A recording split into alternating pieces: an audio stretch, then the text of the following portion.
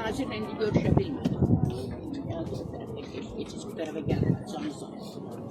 Bu məsələni nə olar, müzakirəyə qoyun, açıqlayın, deyin. Bu uşaq qəhrəmanlıq edir. Rəşadət ordeninə tərtib olunur. 3 gün döyüşdə olur, rəşadət ordeni. Ən çətin 3 ayın leytenantına ən çətin tapşırıq verilir. Ən çətin tapşırıq da bu adam yerinə yetirir. Nəyə görə buna vətən müharibəsi qəhrəmanı verilməsin? Bir dənə uşaqdır, bir ana, bir bala. Nə bacısı var, nə atası, nə qardaş, bu da anası. Allah səbir versin. Nəyə görə bu ümumiyyətlə, əl-məllim, burada yatanın hamısına ad verilməlidir. Bu uşaq qəhrəmanlıq eləyib də, qəhrəmanlıq eləyib. Oxuduğum məktəbə adı verilmir. Vətən müharibəsi qəhrəmanı verilmir. Bəs bu uşaq nə eləməlidir? Eləyib də bu uşaq canın verir. Bəyəm o ad bunun canından bahadır? Əl-məlum, xahiş elə müzakirə qoyun bu məsələni. Görün, nə edirsiniz? Bizə lazım, o pul verirlər, vətən müharibəsi qəhrəmanı. Bizə lazım deyil. Bizim ehtiyacımız yoxdur.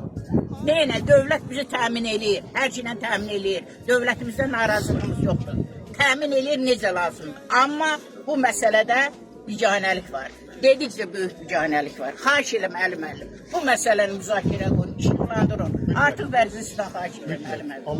Bunların adların, layiq olduğu adların, canı ilə, qanı ilə aldığı adları versinlər balalar. Tamamilə doğru.